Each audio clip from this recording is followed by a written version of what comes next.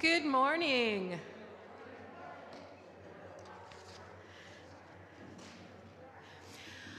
I am Kit Kleinhans, Dean of Trinity Lutheran Seminary at Capital University, and I am delighted to welcome you here this morning for the final lecture in our three-part series, Hush No More, Perspectives from Womanist Theologians.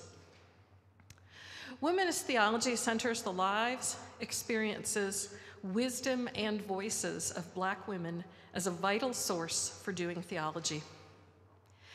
This event, this series this fall, marks the start of a new collaborative initiative on womanist theology among the 7 seminaries of the Evangelical Lutheran Church in America, with which Trinity Lutheran Seminary and Capital University are affiliated. Students enrolled at any ELCA seminary will be able to cross-enroll in womanist theology courses offered at any of our seminaries. When space is available, these courses will also be offered as continuing education opportunities for women who are currently serving in ministry. The Womanist Theology Initiative is supported with funds from the Richard Hay Barkalow Fund, managed by Thrivent Charitable Impact and Investing, and by the Justice for Women Office of the ELCA. I'm particularly delighted to welcome as this morning's speaker the Reverend Dr. Beverly Wallace. Dr. Wallace is a Lutheran pastor who earned her PhD at the University of Minnesota. She currently serves as Associate Professor of Congregational and Community Care at Luther Seminary in St. Paul, Minnesota. I love that title, right? It's not pastoral care focusing on what the pastor does. It's congregational and community care focused on the context in which that ministry is done and the people among whom that ministry is done. If you pay attention to that, you get a pretty good sense of who Dr. Beverly Wallace is. She is, I must say, one of the driving forces behind this Womanist Theology Initiative, based on the realization that no one of our seminaries had the resources to do something like this on our own, but that if we worked together, we could provide something that would be of benefit to all of our students. And she's also a dear personal friend. But you did not come here this morning to hear me talk about Dr. Wallace. You came here to hear her speak about pastoral care from a womanist perspective. So please join me in welcoming to the podium this morning the Reverend Dr. Beverly Wallace.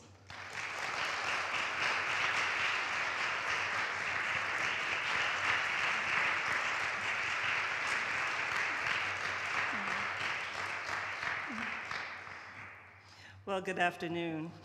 Or good morning. It's still morning, right? Where am I? Okay. All right.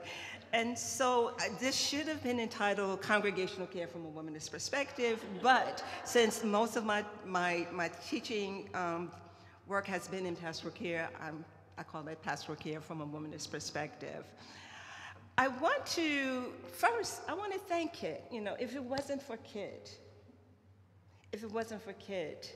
and Tori and Mary Stroyford, this dream of mine to make certain that an understanding of womanist theology was shared throughout our Lutheran community and beyond, this wouldn't have happened. So I want to really thank you for all the work that you have behind the scenes, a lot of stuff I'm sure I don't know about, and I so appreciate it. And Denise Rector, a PhD student, a womanist theologian in her own right, is here traveling from Chicago to be with us. And my other colleague, Cheryl, thank you. And Jocelyn Bennett, who knew me before I even thought about going to seminary. She knew me, and she knows me. And we worked together with the National Council of Churches Black Family Ministry Project, and she allowed me to be a part of that. So I want to thank you. I also want to give thanks to Dr. Elaine Crawford, who housed me while I was working on my dissertation, Dr. Angela Parker, the other speaker from last month, who met me for the first time when I was doing a lecture at Pacific Lutheran University, but who was a student at Shaw University Divinity School where I taught. And so I bring with me my other pastoral theologians, some I name and some I have not, like Dr. Carolyn McCrary, who taught me pastoral care at the Interdenominational Theological Center, and Dr. Trina Armstrong, who I continue to work collaboratively with in the healing work for our community.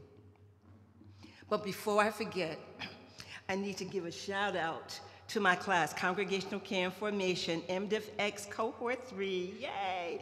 I told them that they had to be here for this class. We were supposed to have class at 9:30 this morning or 10 o'clock my time, and so hopefully they're listening. It is good to be back here in Columbus, Ohio. A building here in the city, it was built by my mother's brother. His name is on the cornerstone of one of the buildings. I still need to find it. The last time I was here, I did find it. And I spent many summers here during my preteen years with my Aunt Pearl.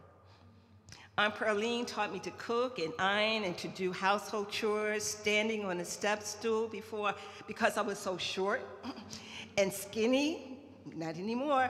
I learned to clean chicken, learn to fry it, season it well with salt and pepper, garlic and onion powder, and don't forget the hot sauce. Aunt Pearl taught me well, and she even bought me my first official teen undergarments here in Columbus, Ohio. So this place is indeed memorable to me. And Bishop Lull, if you're listening, know that Branston Street in Minnesota is not the first place I encountered bats. So Bishop Lull was my bat catcher in St. Paul, Minnesota at Luther. It was here in Columbus where I encountered bats for the first time. But going back to my Aunt Pearl, if you knew her, you knew that she loved to laugh. She loved to dance and have fun. I remember her with my grandmother. She's my grandmother's sister, and several of her sisters talking about sex and what they were not going to do. Those honey hush conversations. My Aunt Pearl, she got married 3 times. She was indeed an aunt on my father's side, my father's mother's sister, but she was also my aunt on my mother's side because she married my mother's brother. And family was important to her, so we just kept it all in the family. And if you know Pastor Victor Davis here in Columbus, Ohio, he can tell you a bit about my Aunt Pearl. She told him that we were family, we were related, and if an elder says that we are family, we're family. So Columbus has a special place in my heart and in my lived experience. But there's another family member who was important to me in my development. That's my mother. It was my mother who taught me how to be a womanist. She told me that I needed to get my education just in case I married someone and it didn't work out. She found a way to make life easier for me when my father refused to go along with the current clothing trend and new fad in clothing. My father refused to allow me to wear, I don't know how many of you know about the Mexico. It's way long, right? My father wouldn't allow that. So my mother bought me a coat with a zipper that when I went to school, I could be in style with all the other girls. But on my way home, I had to take it off. My mother made a way out of no way for me. But what was most memorable and is most memorable about her womanist ways was that she challenged the educational system, and specifically as related to the education of my brother. My brother Dennis could not read in 1st grade. Mom knew this. His teacher would not believe my mother when she said, he can't read. My brother would memorize everything. And my mom said, no, he cannot read. But the teachers in the school were first-year teachers straight out of college who needed a job, so they came to our community to teach. They didn't know us. They did not know our experiences, but believed they knew more than we did, including my mother.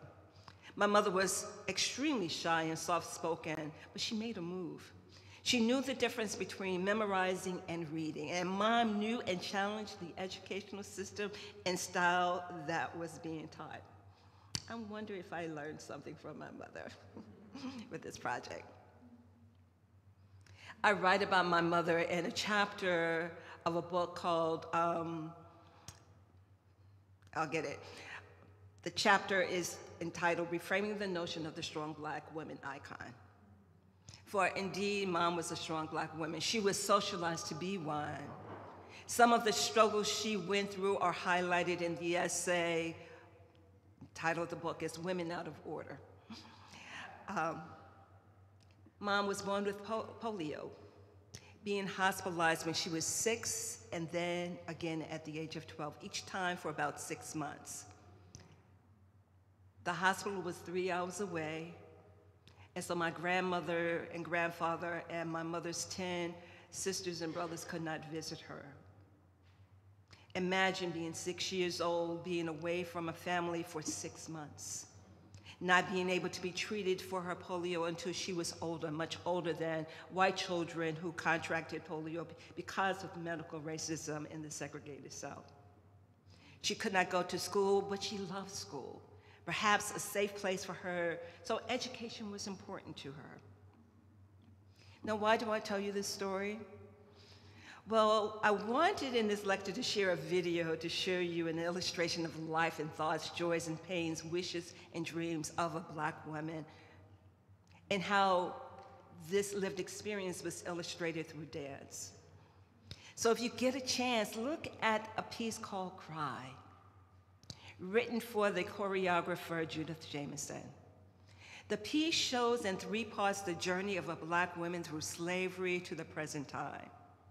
The dancer was dancing her pain away and escaping and living and coping and dreaming through the movement of dance. Alice Walker's written a book of poetry entitled Hard Times Requires Furious Dancing. And in her book, she writes about dancing, and she says, we are drawn into a kind of suffering to which we have no words. Come and dance through whatever challenges us. And I tell my students and the students that are listening here at Trinity and in Luther, okay, that pastoral care is an art that can be understood as a dance. And I tell my students, be careful of your moves so that you don't step on the other and hurt them. Should be a slide of Bishop Patricia Davenport, the first African-American woman bishop in the ELCA. Bishop Davenport, before her consecration, was told not to dance. I don't know the reason, but Bishop Patricia Ann Davenport danced anyhow. She danced out of her joy and praise of God, part of her spirituality, and guess what? Others joined her. She danced anyhow. She could not be silenced. She could not be stopped. She could not be hushed. The title of this lecture series is Hush No More. So I think, next slide, please. Borrowed from a book entitled Honey Hush, about what Black women's humor that my Aunt Pearl taught me and showed me. Honey Hush is a way of expressing oneself. It's also a book chapter I wrote on the book on Lutheran women embracing a womanist theology of care. And what I've done in the book is redefine or embrace a redefinition of the meaning of hush in Honey Hush. Honey Hush is an explanation used among Black women, especially the women of the South, as a friendly encouragement, a mild suggestion of playful disbelief, or as a suggestion that one is telling truths that are prohibited. Next slide, please. So in this book, I tell the truth, the stories of Lutheran women, Black Lutheran women, and why they do what they do. And yes, it's a piece on ethics, Black women's ethics, but it also tells why they care, why they provide care for them, for their community, for their families. And so my theology is born out of this theology, a womanist theology, and Dr. Kleinhaus started talking about what is a womanist. And if you were at the other two lectures, you know part of the definition from Alice Walker's book, In Search of Our Mother's Garden, though there was an essay even before the book that spoke of the definition of womanist.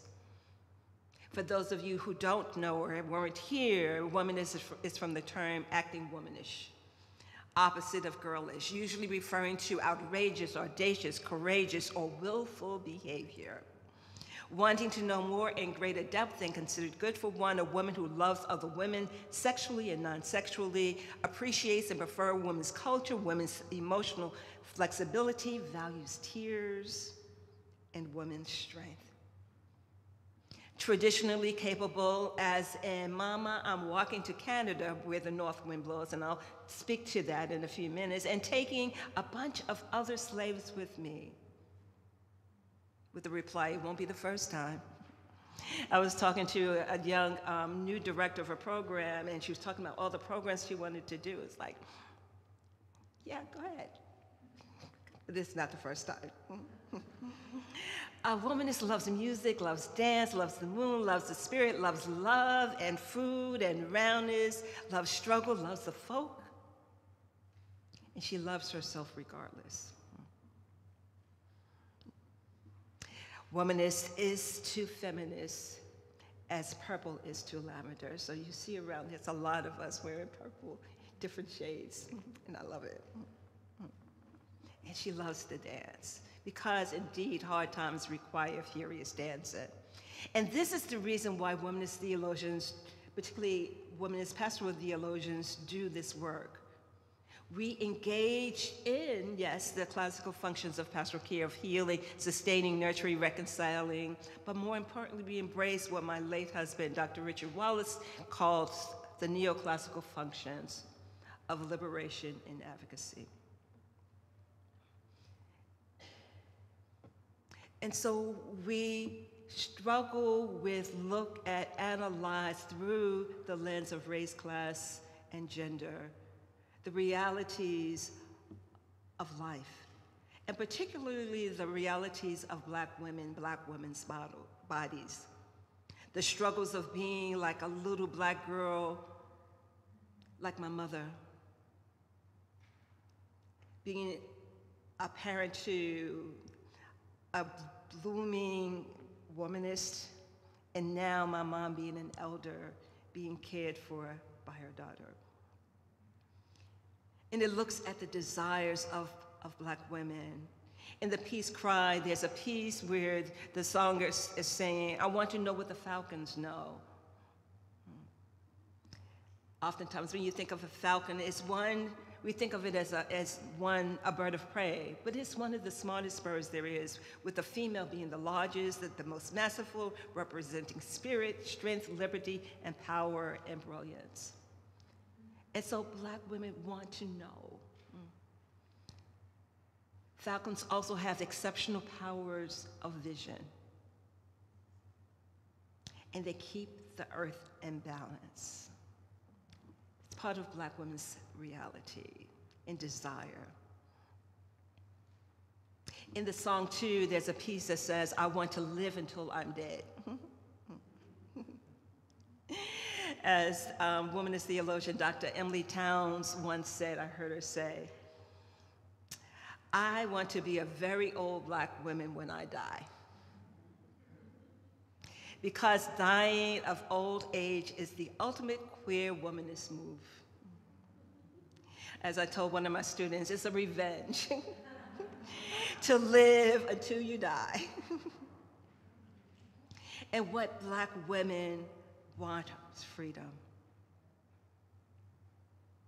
Black women often struggle with the challenges, the spiritual challenges of some of the common human desires and more. And at the same time, they desire freedom.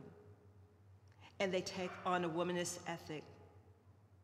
As in part of the song, I wish you could see this movement, where one of the pieces is Mother, Mother, Save Your Child. So there's an ethics to why we do what we do. We want to be free, and we also have a responsibility. So womanist theology is known for its analysis of religion and society in light of the triple oppression that I spoke to, and we do make a way out of no way. And this too is what womanist pastoral theologians engage in. We find ways of analyzing the situation and then finding ways to make a way out of no way so that we can live until we die with the responsibility of the next generation and beyond. We unearth hidden voices. The hidden voices in history, scripture, and experience of contemporarily marginalized African Americans of all genders. And we discover the fragments that create a narrative for the present and the future. The story of who we are, what our experiences are now, and what we dream of. Again, the idea of freedom. And so Black women's bodies. Next slide. Sandra Bland. What happens to a Black woman's body when she speaks her truth? When she engages in what is called sass? Next slide. Historically, she's been lynched. Historically, figuratively, sometimes literally. Next slide. What happens when we use our voices? We are silenced. This is a picture of one of my classmates when I did my first master's. I remember Jocelyn said, "You were supposed to go to that graduation." Frankie Penn Powell was at the Greensboro massacre that happened. And she was pregnant, and she was shot. But they wanted to silence her. Dr. Frankie Penn Powell is now a professor. But oftentimes when we try to use our voice, we are silenced. And we're not believed. Next slide. But our grief is real.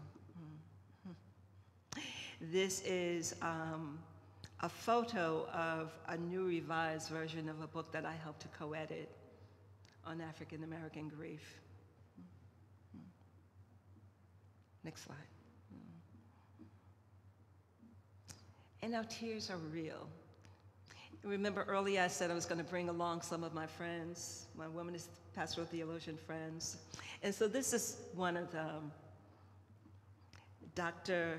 Stephanie Crumpton, who's a professor at McCormick, and she writes about intimate violence of Black women. Next slide. And Dr. Shaniqua Walker Barnes, where she says in her book, Too Heavy a Yoke, it's too much to try to stay and be a strong Black woman. Yes, we embrace that. But as I say, what's the cost to us? In my womanist class this summer I gave the students an exercise. They had to think about how might lifting up the strengths of Black women engender a kind of forgetfulness. that she might then always feel like she has to be strong? How might wrestling with this be helpful in considering the care of men and women regardless? And how might we engage in a divining imagination for healing? And can we cry? One of the conversations in the class, particularly the class was made up of, I think I had about 30 students. Maybe 5 of them were persons of color in this class. And there were 2 sisters, one AME, one Baptist. Say, I'm not gonna cry. You can't cry. You can't do that in public. No, you can't do that. Because we have to be strong. So they wrestled with, what does it mean to be with someone, too, who believes that they have to be strong? How do we engage in the healing? At the end of the semester, one of the students wrote a piece entitled, Black Women Do Cry, because she understood the importance of recognizing the struggle and being with someone who, for most of our lives, and I know some of our elders can say, we were told to be strong Black women, right? This work has been going on for a long time, okay? So you think this is something new, but it's not new. Dr. Linda Hollies wrote a first book, and it was in multiple chapters, volumes, and called Womanist Care. So she talked about the need to care for Black women and some of the struggles that we went in. This was back in 1992. Yeah. Again, my mother and my grandmother, they were doing this a long time ago. It wasn't called necessarily Womanist Care, but they were doing it anyhow. Here in 1997, and we called Dr. Marsha Forster Boyd, who is now the interim president of Ecumenical Theological Seminary. She was also the interim dean at Luther Seminary. We call her Queen Mother. And one of her favorite, and I'm hoping she's listening, one of the things she keeps saying is breathe. Just breathe. And in this book, edited by Emily Towns, a collection of womanist writings, she writes again in 1997 about womanist care and the need for womanist care. Next slide. And in 1999, this is the first book on pastoral care, or congregational pastoral care in the African American context, written by a Black woman, Carol Watkins Ali, in 1999. I want to give you this history so that you know that this work is, we call it womanist theology. You think it might be new. Some people may not know about it, and I'm glad that we're having these conversations and these lectures so that people will know. Next slide. And Bishop Theresa Snorton. Some people know who Theresa Snorton is, okay, who are in the room. She was my CPE supervisor. There was a project by CIBL, the Conference of International Black Women, who recognized the need for contextual theological education. And so created, again, similar to what I'm doing here, this program where students from any of the seminary can go and learn and engage in a requirement of clinical pastoral education, CPE. So imagine the Reverend Dr. Bishop, now Theresa Snorton, with 5 African American women from many of our, at least 5 of our Lutheran seminaries, being taught pastoral care by Bishop Snorton. And you couldn't hide from her. How could you hide when she knew? Bishop Snorton co-edited this book, the one I mentioned earlier, Women Out of Order, Risking Change and Creating Care in a Multicultural World. And there she talks about the status of Black women. And one of the things she kept saying over and over again, particularly for persons who are not Black women, is when you do care, go to a hospital, don't go in there and say, well, she ministered to me more than I ministered to her.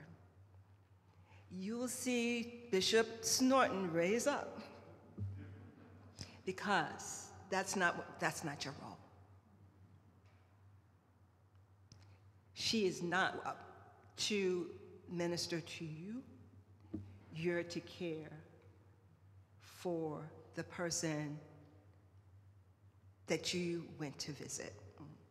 So Bishop Theresa Snorton, she's the bishop of the CME, Christian Methodist Episcopal, right? I just got that right? Okay.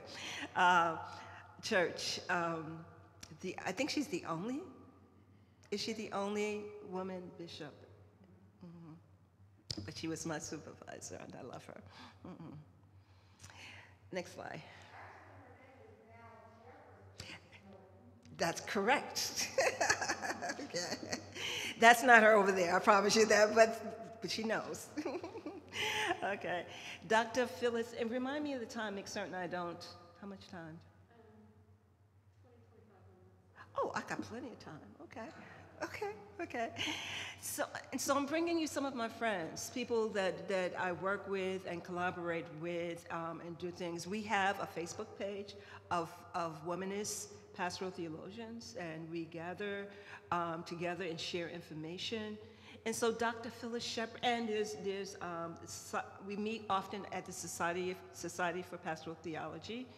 Dr. Phyllis Shepherd, phenomenal woman. She's at Vanderbilt, and she's written this book called Self-Culture and Others in Womanist Pastoral Theology. And so, we're doing the work.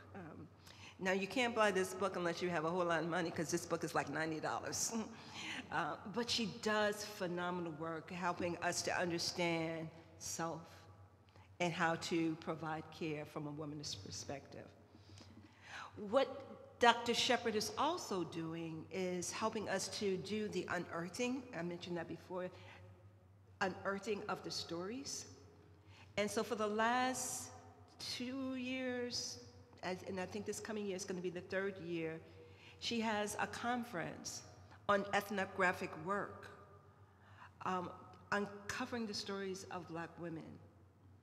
This coming year, next year in June, Dr. Rosetta Ross, who is a womanist ethicist, is going to help facilitate and lead this with Dr. Shepherd, where the theme is liberation and activism as part of the work of what I mentioned before, the neoclassical functions of pastoral care, that of liberation and advocacy. And so unearthing, doing the research and research methodology from an ethnographic perspective is what's being offered. And one of our newer ordained Lutheran women is Dr. Bridget Paget. I mentioned Dr. Teresa Jefferson Snorton before. Teresa was also the executive director of ACPE, Association of Clinical Pastoral Education.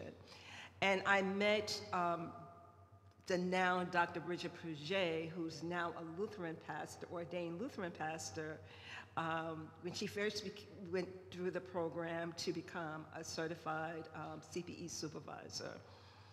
And I added this picture because Bridget loves to dance. And if we're talking about dance, this epitomizes her work and what she does. I mean, she does the dance of pastoral care really well. And her dissertation was on African American clergy women in community with the self. And I think it's important that we do that, particularly those of us, whether you're African American or not, to get comfortable with yourself And that's what part of the work of formation does, the part of the work of engaging in the work of congregational care. You know, you have to be, you're in relationship with others, but you also have to be in relationship with yourself.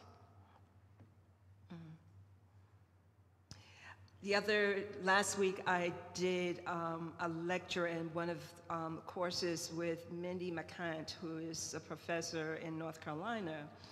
And she said that I thought that womanist theologians were only Christian. But they're not. You know, others can be womanist too. And Dr. Pamela Ayo Yetunde is Buddhist. And she's written a new book too entitled Buddhist-Christian Dialogue, U.S. Law and Womanist Theology for Transgender Spiritual Care. So she encompasses a whole lot in her work, you know, because a womanist is inclusive.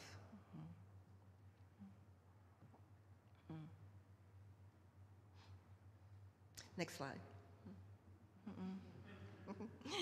So pastoral care from a womanist perspective embraces womanist, you know, ethical imperatives like mother, save your child, like midwives, helping people to breathe. One of my sister colleague friends, Dr. Paulette Sankofa, that's not her, a few years ago in her womanist wellness convening, entitled her convening, Calling All the Midwives, where Dr. Monica Coleman, another womanist theologian, was the keynote speaker. Look to hear more about that womanist healing convening soon. I'll keep you posted on that. But the question is, do we breathe? My work, our work is about the creation of innovative ideas and practices of healing, models that connect theological concepts to practical solutions to ensure that African and African diasporic women, men, youth, and children, and all people are protected to live freely, work creatively, and dream boldly, and to breathe. But are we breathing? We need to breathe in order to use our voices so we won't be silenced. We need to breathe so we can speak our truth, so we can live our truth, so we can dance our dances. Because if we don't breathe, what happens? Next slide. One dies. So what does pastoral care from a womanist perspective look like? Similar to pastoral care, but with an intentionality of looking at the significance of race, class, and culture. We attempt to engage in the social and theological changes that are necessary for our entire community to breathe. And as, let's see, I lost my space. We're wanting to do what Sombongfu Some says, to hear the pain, the suffering, but see it as a creative action. Connecting that person that we're working with his or her highest self, which prescribes an alternative to spiritual death. Because that pain, I hate to say this, but our pain, it does teach us something. Sombongfu Some says it's a call to rebirth. So what do? We listen. Next slide. As past womanist theologian and homiletician Dr. Teresa Brown, who is another womanist theologian, says, we listen people back to life. And we listen to the Spirit, our spirituality. We help folks embrace who they are, we nurture and sustain them, and we believe and live and breathe in this promise of loving relationships. And that even our sexuality is not taboo. So in these, when am I teaching? In January, one of the courses I'm going to be teaching is on human sexuality and the church. But I'll be teaching it from a womanist perspective. They don't know that yet, but, well,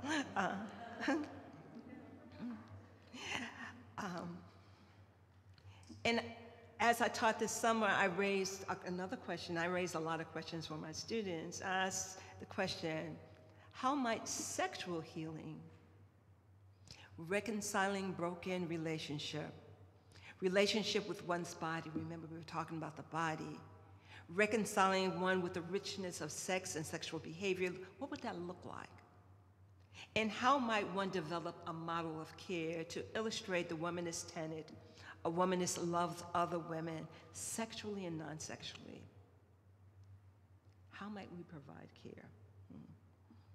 So one of the books that I'm going to be using, they might throw me out of Luther, so I might have to come this way, remotely, okay? It's going to be a section on sexuality and the funk. There's a book entitled Funk the Erotic, and I want to use that to disarm people in enjoying one's body.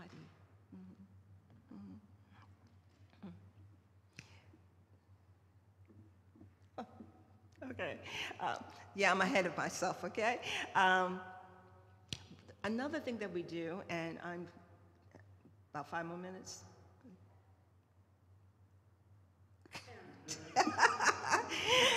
We guide people. You know, again, one of the tenets of the classical function of pastoral care is reconciling, guiding, healing, nurturing, all of that.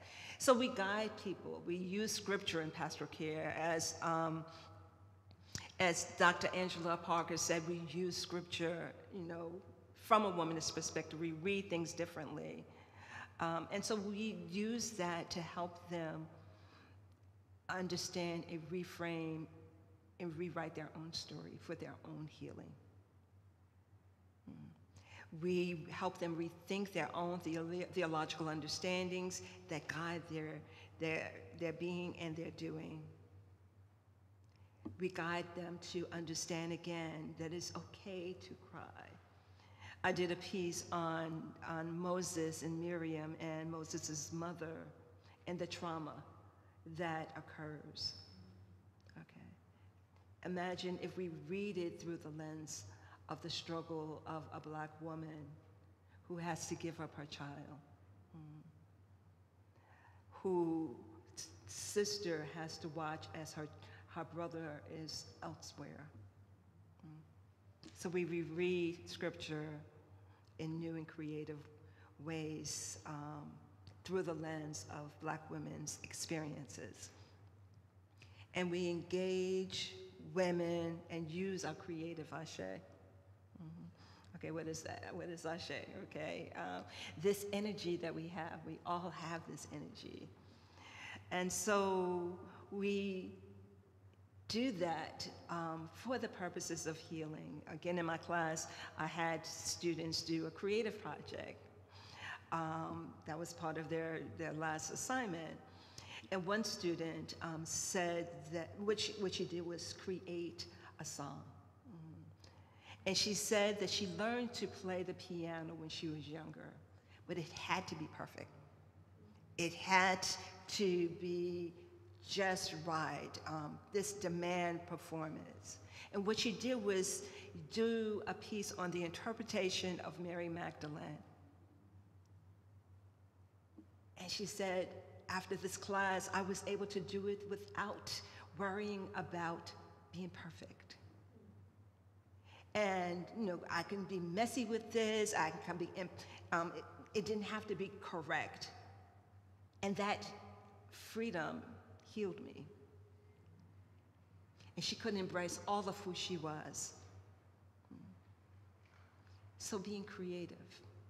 Another student created a magazine naming womanist healers, including Alice Walker, Bishop Yvette Flunder, and music, Sweet Honey in the Rock. And then another student did a blessing. Next slide. I undergird my work using African spirituality. I do what I call a Sankofa move and go back to the original understanding of who I am as an African person. And my sister friend here, Dr. Joy Bostic, she writes about African American female mysticism and the significance of it. She teaches here in Ohio. Phenomenal work that undergirds my work of providing pastoral care. Because what I want to do, again, one of the tenets of pastoral care is reconciling. So I want to, particularly when I'm working with African American folk and African folks too, reconciling them back to God and the use of their spirituality. So we do this work, because we're called to do this. Next slide. We can talk. Next slide. I can talk about that later. This is the real reason why I do this work. This is my granddaughter, Aria. There's a new generation that's coming. And I want her to be free to breathe and live and just be her authentic, sassy self. And I want others to begin to understand the lived experiences of Black women who are oftentimes, particularly our girls, are being pushed out of the educational system into the juvenile justice system and the prison system. And so it's my responsibility to teach and to use my creative aché to help others understand the lived experiences that many of us are experiencing.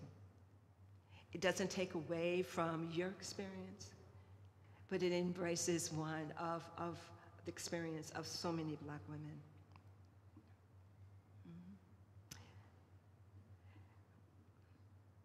I can say more, but I'm gonna stop right now, but say this, that we're hushing no more. We're speaking truths others may not want to hear. And we have the capacity to echo God's voices. We can use our creative energy so that we can dance anyhow and speak truths anyhow. Hush no more. We speak of the desire and the need of freedom and justice, the justice of God and for all of God's people. And we say thank you for this opportunity to share what Womanists do from the perspective of pastoral care. Thanks.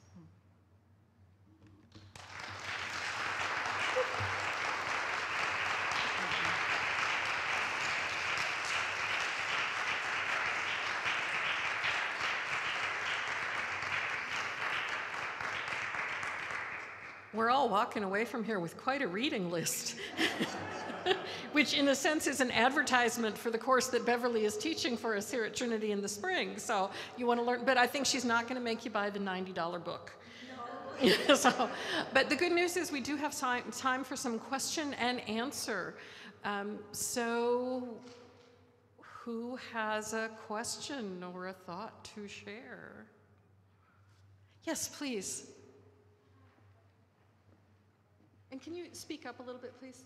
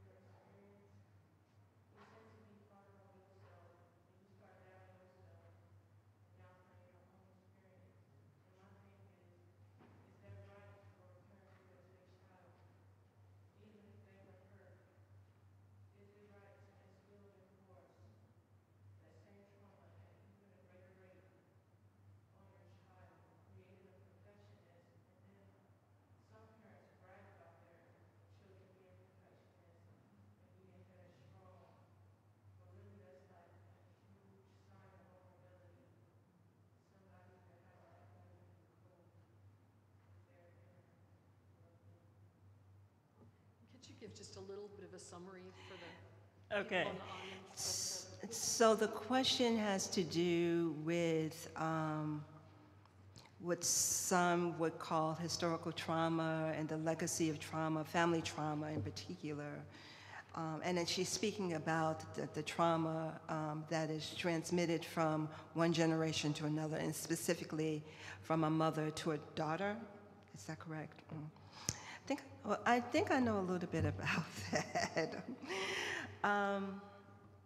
When I teach, particularly from an African spiritual perspective or from an African worldview, one of the things I do is go back to the Ma'afa, okay, the great tragedy, the great trauma experience of black men and black women, and how they were separated from who they were, their land, their being, some of their culture, and what that did to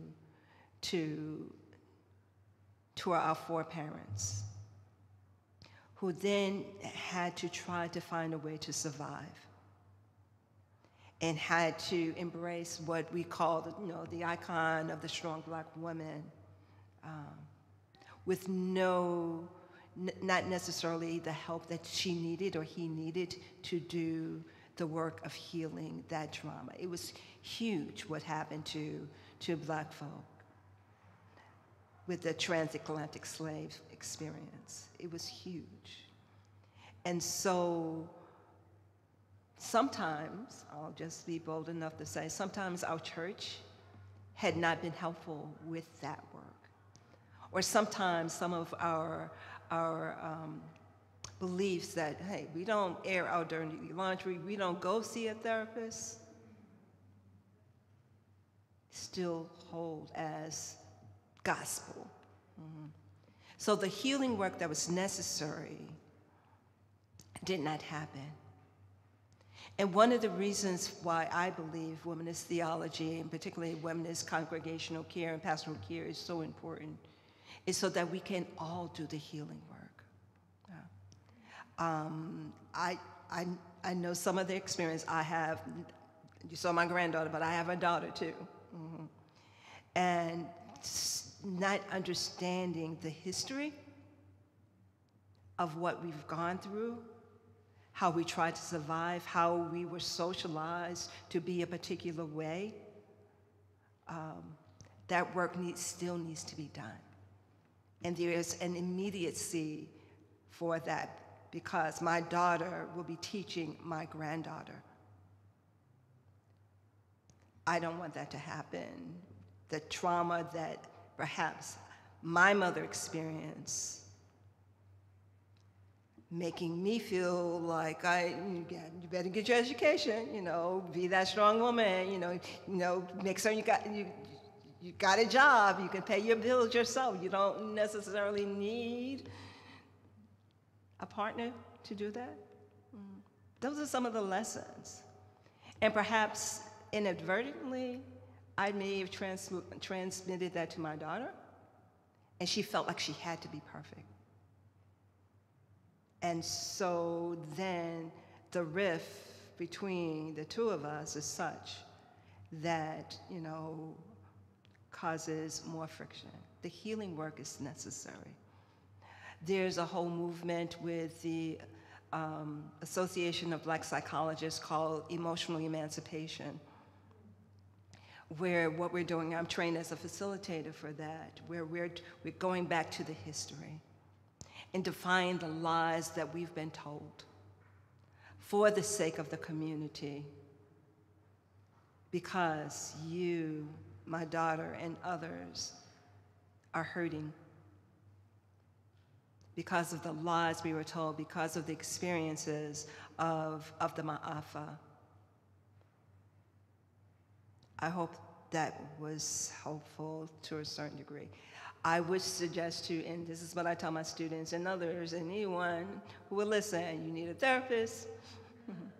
My PhD is in family social science, marriage and family therapy. So I'm trained as a therapist. And so, yeah, we need therapists, And our folks, we need to go to the therapist. We've got some stuff we need to, for the sake of generativity, for the sake of the next generation who's coming behind us. Okay. I hope I answered that question. And we can talk some more. Okay. You're welcome.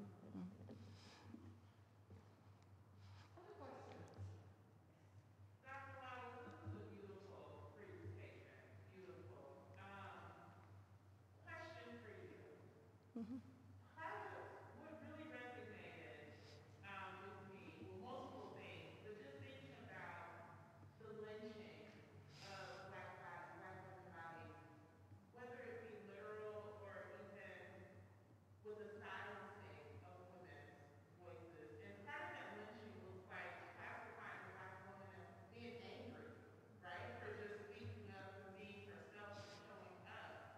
And so killing her voice and silencing her, how would you encourage from a pastoral care? How would you coach somebody who's navigating that tough space, who has been shut down, who finds it, tough trying to strike a balance with being themselves and not coming across too angry to make others comfortable?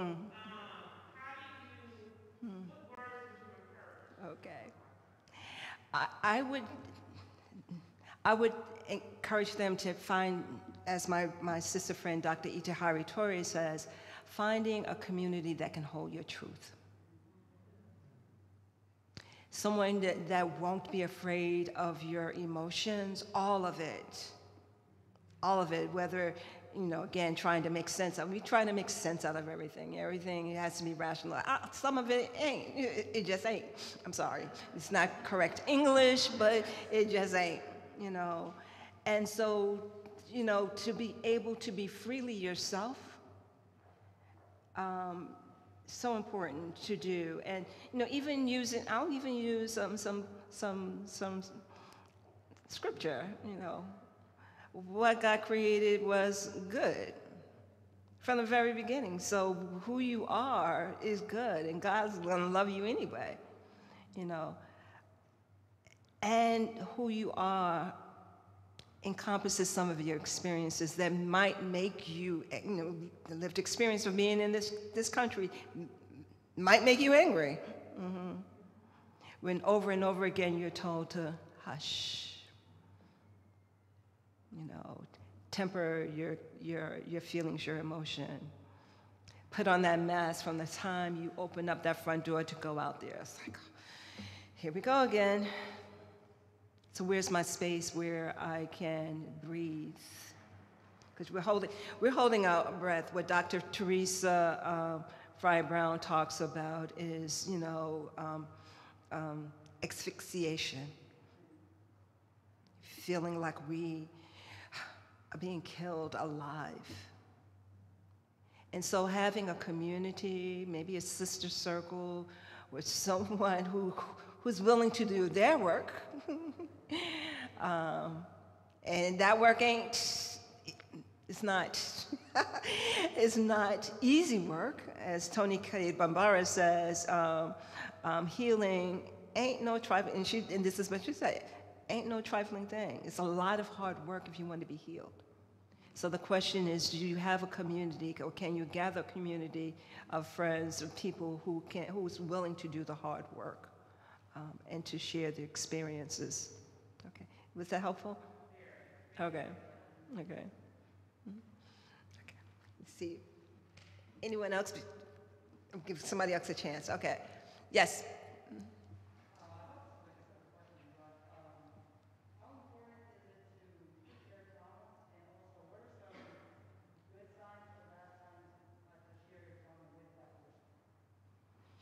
Okay. Okay, what did she hear? Oh, I'm sorry, I didn't hear. How do you share trauma with others or enter into the trauma of others, right? How important is it to share trauma with somebody, and what are some good signs and bad signs if you want to share it to a certain person? Let me just ask one clarification question. Do you mean sharing together the experience of trauma, or I've had trauma and I'm sharing it with someone else? Okay. So how important is it to share one's experience of trauma with others, and what are the goods and bads? How's that done well, or what shouldn't be done? So one of the things I'll tell you what I've been up to for the last year and a half in North Carolina. I've been told my dean, but she might know. I've been working with a community who are interested in cultural trauma healing work. And we're using the book, another book for your list, is Resmaa Menaken's book, My Grandmother's Hands.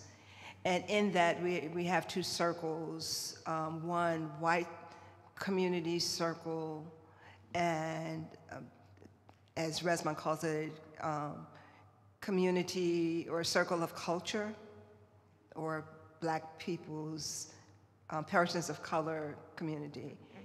It's taking a year to get to the point where we can be honest with even within our own circle, you know. Each one, and this is what Resmaa talks about, each one of us comes with a legacy of traumatic experiences. The healing comes when you feel the trust, and so one of the things I talk about is the development of trust from the very beginning of life. You develop a trust where you can share those experiences with others in a circle of healing. But it might take some time. So one, recognize you're not gonna get healed overnight because your legacy of trauma didn't happen overnight. In Resmaa's book, he talks about the trauma of white people. Oftentimes we don't talk about that. If you remember world history, and I hated history at the time when I was in high school, I hated it, especially world history. But remember when there were the beheadings of persons in Europe and the scratching of the body? You remember that in high school? Remember that? The torturing? Imagine the children who saw that, experienced that, knew about that. And then they traveled to the US. Those trauma experiences came with them. And as Resmaa Meneken and others are saying, you know, and the whole study of epigenetics, it's in our DNA, whether we know it or not. And so we'll have trauma experiences or ways of reacting to that, where we're gonna fight, flight, or flee. What is it? Freeze, what is it? Freeze, flight, there's three of them. Okay, 3 reactions. And we do that, you know? And so encountering someone with another traumatic experience may bring up something, and they may react out of that trauma. So it's a lot of work that has to happen,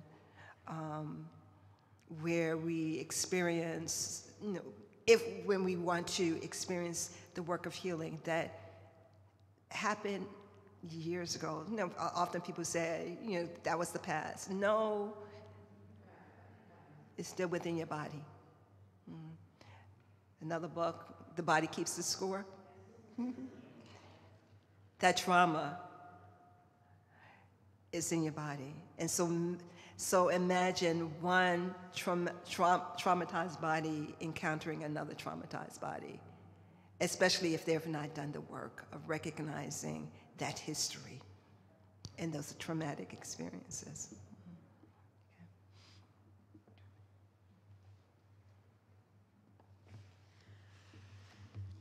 Thank you so much.